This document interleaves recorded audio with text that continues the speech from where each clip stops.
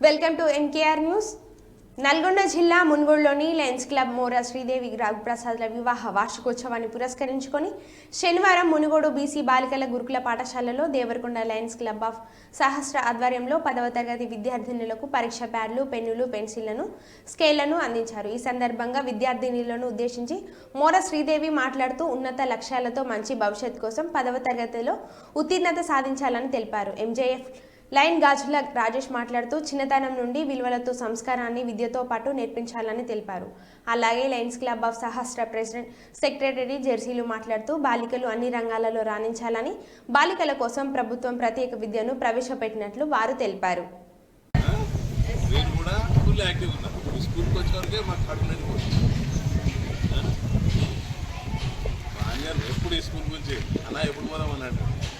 అక్కడ మా శ్రీదేవి మేడం మంచిగా మాట్లాడింది కదా మీ నుంచి. ఆ మేడం ఇలా marriage day, happy marriage day చూద్దాం మేడంకి.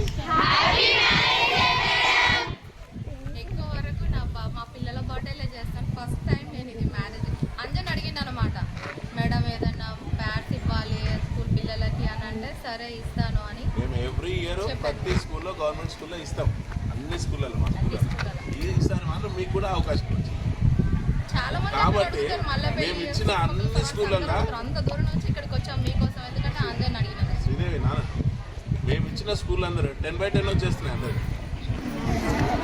మీరు కూడా 10/10 తీసుకురావాలి.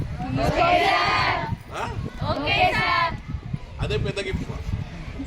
ఇంకా మీరు 10/10 చేసిననుకో మేము ఇంకా మంచి గిఫ్ట్లు ఇస్తాం. అందరు కాన్ఫిడెంటా 10/10 వస్తాయి?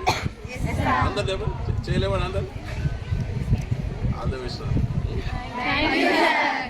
నిజంగా ఇప్పుడు శ్రీదేవి మేడం ప్రతి ఒక్కరికి ఒక గోల్ ఉంటుంది. ఇది రెండో స్టెప్. 10th క్లాస్ అనేది రెండో స్టెప్.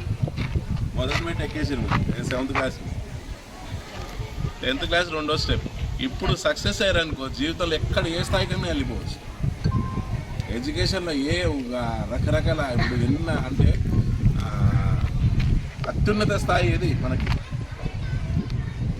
రాష్ట్రపతి అబ్దుల్ కలాం గారు ఏ స్థాయికి వెళ్ళిపోయినా అటు లీడర్షిప్, ఇటు సైంటిస్ట్. అంటే అదేవిధంగా మన మోడీ గారు కూడా ఛాయ్ అమ్ముకునేవాడు, ఛాయ్ వాళ్ళ ప్రైమ్ మినిస్టర్ స్థాయి. అంటే ప్రపంచంలోని దేశాలందరినీ, అన్ని దేశాలని కంట్రోల్ చేయగల శక్తికి లీడు. వాస్తవం. మరి మనం కూడా ఎదుగొచ్చు కదా.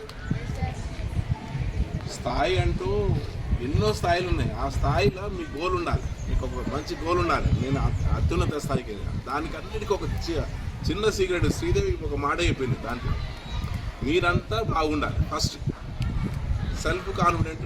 ఫస్ట్ మన బాడీని కాపాడుకోవాలి. మన బాడీ ఫుల్ యాక్టివ్ ఉందనుకో మనం ఏదైనా చేయగలుగుతాం. మన బాడీ యాక్టివ్ ఉండాలంటే ఏం చేయాలి? టైం టు టైం మెయింటైన్ చేయాలి. ఎర్లీ మార్నింగ్ లేవాలి. ఎర్లీ మార్నింగ్ ఎన్ని గంటలకు లేస్తారు? 4 to 5 మధ్యలో ఎప్పుడు లేచినా పర్లేదు. టైంకి తినాలి. ఏదైనా సరే టైం టు టైం మెయింటైన్ చేస్తే బాడీ ఫుల్ షార్ప్ ఉంటుంది. బాడీ షార్ప్ ఉందనుకో నువ్వు అనుకున్న గోల్ ప్రతిదీ సాధించగలవు. బాడీని మన శుభ్రంగా అంటే డ్రెస్ మెయింటెనెన్స్ కానీ ఫస్ట్ మన మెయింటెనెన్స్ కరెక్ట్గా ఉంటే నువ్వు ఏదైనా చేయగలుగుతావు. కొందరు అనుకుంటారు ఆమెకున్నవి పెట్టుకుంటుంది. మనం ఏ డ్రెస్సు ఎంత తక్కువ రేట్లు అయినా పడినా కానీ మెయింటెనెన్స్ మాత్రం నీట్గా ఉండాలి. అంటే ఉతికిన బట్టలు రెగ్యులర్గా వేసుకోవాలి. రెగ్యులర్గా మనం స్నానం చేసి బాడీ ఫ్రెష్గా ఎట్లా ఉంచుకుంటాం. రోజుకి 2-3 సార్లు మినిమం రిఫ్రెష్ అవుతాం కదా. ఉంటాయి అందరు తీసుకొచ్చి ఇక్కడ నా టేబుల్ మీద పెట్టండి అని చెప్తుంది వాళ్ళ టీచర్. పెడతారు. పెట్టిన తర్వాత ఈ అమ్మాయి ఏం చేస్తుంది, నాకే ఫస్ట్ ప్రైజ్ వస్తుంది, నేను ఇన్ని కలెక్ట్ చేశానని కానీ తీసుకొచ్చి అక్కడ పెడతాను. పెట్టిన తర్వాత వాళ్ళ మేడం అంటారు, మీకు ఇలాంటివన్నీ ఎలా అనిపిస్తుంటుంది? చిన్న చిన్న ప్రాబ్లం అది మైండ్కి మిమ్మల్ని చాలా డిస్టర్బ్ చేస్తుంది. ఆ డిస్టర్బెన్స్ అనేది మీరు లోపలలోనే పెట్టుకొని ఏమైపోతుంటాయి, అవి కుళ్ళిపోతుంటాయి. కుళ్ళిపోయి మురిగి ఎట్లా అయిపోతుంది, చెత్తలాగా అయిపోతుంది. కానీ ఎవ్వరు ఏదన్నా కానీ చిన్న మాట అంటే మనం మైండ్లో పెట్టుకోకూడదు. ఈ ఆలుగడ్డ మాదిరిగా తీసి పడేయాలి. అర్థమైందా నేనేమంటున్నాను? ఎవరు ఏదో అన్నారు, ఏదో చేశారు. ఇప్పుడు మీ మేడం వచ్చి నీకు మార్క్స్ సరిగా రాలేదు, వేస్ట్. మీ పక్కన మీ మదర్ వచ్చి నువ్వు చదవవురా, ఏం చెయ్యవురా, నీకు మార్కులు రాలేదు, ఇంతే నా లైఫ్ అంటే? ఈ 10th క్లాస్ తోటే అయిపోతుందా? మీకు చాలా బెస్ట్ లైఫ్ ఉంది ఫ్యూచర్లో. ఇలాంటివి చాలా, ఈ ఆలుగడ్డలు అనేవి చాలా వస్తాయి. మిమ్మల్ని చుట్టుపక్కల వాళ్ళు నీకు చదువు సరిగా రాదు, నువ్వు అందంగా లేదు, నేను బాడీ షేమింగ్ చేయొచ్చు, నీ జుట్టు బాగలేదు, నీ కలర్ బాగాలేదు, అమ్మాయి చూడు ఎంత అందంగా ఉంది, ఈ అబ్బాయి చూడు ఎలా ఉంది, అమ్మాయి మ్యాథ్స్లో అంత మంచి మార్కులు వస్తున్నాయి, ఈ అమ్మాయి ఇలా. మా అమ్మాయికి సిఏలో సీట్ వచ్చింది, మా అమ్మాయికి జాబ్ వచ్చింది, ఎలా ఉంటుంది? ఐఐటీలో వచ్చింది, అమ్మాయికి 10 out of 10 ఇలాంటివి అనేవి వస్తాయి. నీకు నువ్వు చాలా గొప్పగా ఫీల్ అవ్వాలి. నీ బర్త్డే అయినా కానీ, నువ్వైనా కానీ, నిన్ను నువ్వు ప్రేమించుకున్నంతగా వేరే వాళ్ళు ఎవ్వరు ప్రేమించారు. ఫస్ట్ నిన్ను నువ్వు ప్రేమించుకోవాలి.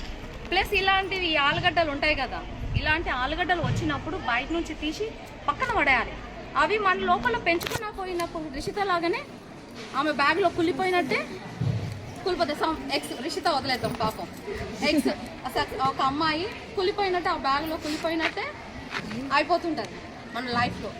మీకు ఇంకా బెస్ట్ లైఫ్ ఉంటుంది. 10th అయిపోయిన తర్వాత ఇంటర్ ఉంటుంది, ఇంటర్ అయిపోయిన తర్వాత డిగ్రీ ఉంటుంది, డిగ్రీ అయిపోయిన తర్వాత ఇంకా చాలా ఉంటుంది మీ గోల్.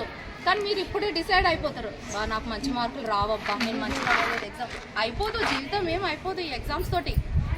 ది బెస్ట్ నీలో ఒకడు యాంకర్ అవ్వచ్చు, నువ్వు డాక్టర్ అవ్వచ్చు, ఇంకేముంటాయి, చాలా ఉంటాయి కదా. రేపన్నాడు ఎమ్మెల్యే, ఎంపీ, మన మునుగోడులో చదివిన అమ్మాయి ఎంపీ అయ్యిందిరా, మా ఫ్రెండ్ అందరు నిన్ను చీదరించుకున్న వాళ్ళు మా అమ్మాయి అని చాలా గొప్పగా చెప్పుకుంటారు. సో ఈ చిన్న 1 మార్క్ 2 మార్క్స్, ఈవెన్ నా దాంట్లో కూడా 1 మార్క్ తోటి ఒక చాలా ప్రాబ్లం అయింది. మా ఇంట్లోనే రెంట్కి ఉంటుంది ఒక అమ్మాయి, సరిత, నా క్లాస్మేట్. ఇద్దరం కలిసి కంబైన్ స్టడీ చేసేవాళ్ళు.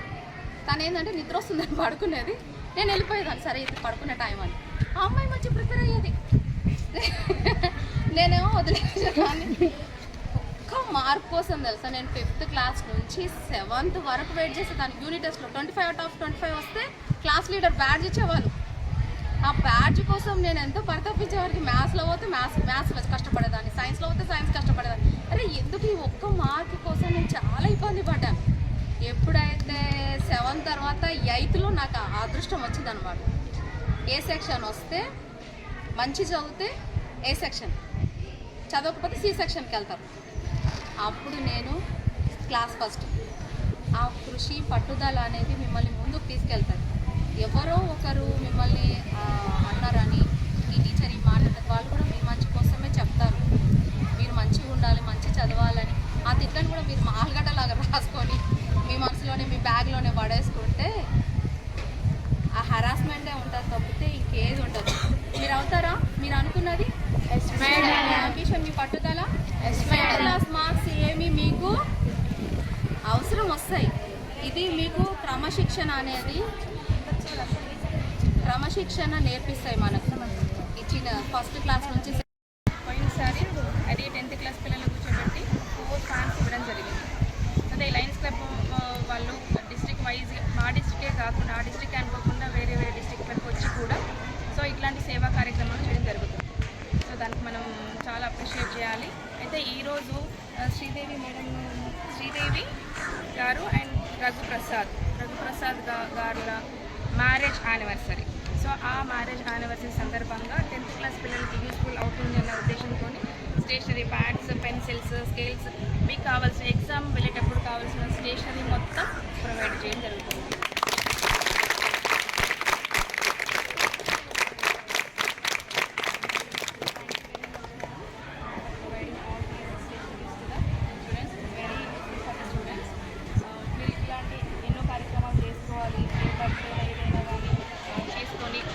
సేవా కార్యక్రమంలో పాల్గొని మీరు వాళ్ళకి ఇస్తూ వాళ్ళని మోటివేట్ చేయడం చాలా మంచి విషయం. Thank you very much.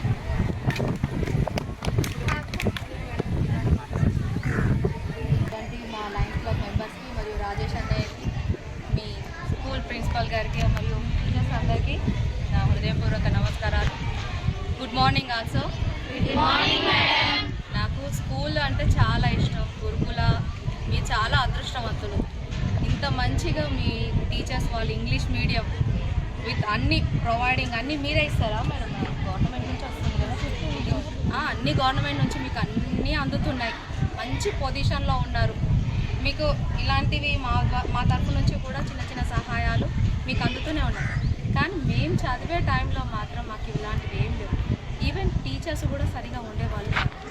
అలాంటి టైంలో కూడా మేము చాలా కష్టపడి ఇంత స్థాయికి వచ్చాము. కాకపోతే మీకు చెప్పాల్సింది ఏంటంటే చిన్న చిన్నవి ఉంటాయి, మీకు చిన్న చిన్న డిస్టర్బెన్స్ ఉంటాయి. ఎట్లాంటివి అంటే నేను ఒక స్టోరీ చెప్తాను. ఒక టీచర్ ఉంటుందన్నమాట, సేమ్ మీ ప్రిన్సిపల్ మీ టీచర్ లాగానే. అలాంటి మేడం ఏం చేస్తుందంటే పిల్లలకి వాళ్ళకి కొంచెం మోటివేషన్ లాగా ఉండాలి. వాళ్ళకి కొన్ని చిన్న చిన్న విషయాలు మెంటల్ టెన్షన్స్ అనేవి ఉంటాయి కదా, అలాంటివి క్లియర్గా ఆమె ఒక దాన్ని ఏమంటారు, ఒక చిన్న వాటిని ఏమంటారు, టీచర్స్ సంస్థ చేసుకురమ్మని చెప్తారు కదా, అలా హోంవర్క్ టైప్ లాగానే ఇచ్చేదన్నమాట. ఏం చెప్పింది, మీకెవరైనా ఇప్పుడు మీ ఫ్రెండ్ ఎవరైనా తిట్టినా కానీ, మీకు ఏదైనా బాధ కలిగించిన పర్సన్ ఉంటారు కదా, ఈవెన్ ఎవరైనా చుట్టుపక్కల ఎవరైనా మీ నేబర్స్ కానీ, మీ రిలేషన్స్ కానీ, మీ మదర్ కానీ, మీ ఫాదర్ కానీ ఎవరైనా ఉంటారు కదా, అలాంటి వాళ్ళు ఎవరైనా మిమ్మల్ని బాధ పెట్టిన సందర్భం ఉంటే మీరు ఏదైనా ఒక ఆలుగడ్డ తీసుకోవాలి, దాని మీద నేమ్ రాసి బ్యాగ్లు వేసుకోవాలి. కానీ ఆ అబ్బాయికి ఇచ్చినటువంటి ఒక హోంవర్క్ లాంటిది ఇచ్చేస్తుంది అనమాట అందరికీ. ఎవరైతే ఎక్కువ కలెక్ట్ చేసుకొస్తారో వాళ్ళకి బెస్ట్ ప్రైజ్ ఉంటుంది అన్నమాట. అలాంటిది చెప్పేసరికి ఇంకా రిషిత అనే అమ్మాయికి చాలా ఇంట్రెస్ట్ ఎక్కువ వస్తుంది అనమాట. తను బస్ ఎక్కి స్కూల్ అయిపోయినాక బస్ ఎక్కి వెళ్ళిపోయేసరికి రిషిత ఎవరైనా ఉన్నారా? ఓకే, బస్ ఎక్కేసరికి తన ఫ్రెండ్ రోజా ఉండి, ఇక్కడ ఎందుకు కూర్చున్నావు, లేలే నా ప్లేస్ నువ్వు ఇక్కడ కూర్చోవద్దు అంటే తన కోపం వస్తుంది. దాన్ని కొట్టాలి, తిట్టాలి, ఏం చేయాలి? ఆలుగడ్డ ఉంది కదా దాని మీద పేరు మీద రాసి బ్యాగ్లు వేసుకుందామని తను హ్యాపీగా ఉంటుంది. ఎందుకంటే తనకు ఒక రీజన్ ఉంది కదా తన మీద పగ తీర్చుకోవడానికి. ఇంటికి వెళ్తాం, అమ్మమ్మ నాకు ఒక ఆలుగడ్డ ఎందుకు కావాలరా అంటే కావాలని 1 కిలో దాకా తెప్పించి పెట్టుకుంటుంది. ఒక ఆలుగడ్డ పేరు మీద రాసుకుంటుంది, రోజా అని పెట్టుకుంటుంది. మళ్ళీ పొద్దుగాల వాళ్ళ మదర్ ఒక మాట అంటుంది, వాళ్ళ మదర్ నేమ్ రాసుకోవాలి. ఇంకా వెళ్తూ ఉంటుంటే తను మేడం దగ్గరికి వెళ్తారు. మేడం మీరు ఇచ్చారు కదా, నాకు ఒక హోంవర్క్ ఇచ్చారు కదా, చేశానంటే ఇప్పుడు కాదు, టైం ఉంది, టైం వచ్చినాక నేను చెప్తాను వెళ్ళు అని. వాడు ఆలుగడ్డ ఒకటి ఉంటే ఎట్లుంటుంది, బరువు ఏమనిపించాడు. వాడికి రోజుకి 5 అయిపోతుంటాయి, 5, 6, 7, 8, 9, 10. ఎవడు వాడిని బాధ పెట్టినా ఆ డిస్టర్బెన్స్ అనేది వాడి మైండ్లో నుంచి పోవడానికి వాడు ఏం చేస్తాడు, ఆలుగడ్డ మీద రాసుకుంటాడు, బ్యాగులు వేసుకుంటాడు, వెళ్ళిపోతుంటాడు. లాస్ట్కి ఏమైపోతుంటుంది, వాడు ఆలుగడ్డలు ఏమవుతాయి, పెరిగి ఏమవుతాయి, లాస్ట్ కుళ్ళిపోతుంది. దాంట్లో నుంచి స్మెల్ వస్తుంటుంది. వాళ్ళ ఫ్రెండ్స్ కూడా ఎందుకు కూర్చున్నావు రా, నడు దూరంగా. వీడేమో ఇంకో మేడం ఏంది ఇంకా చెప్తలేదు, మా టీచర్ ఇంకా ఆ అమ్మాయి ఏంది ఇంకా చెప్తలేదు అని ఒకటే ఫీల్ అవుతుంటుంది అమ్మాయి.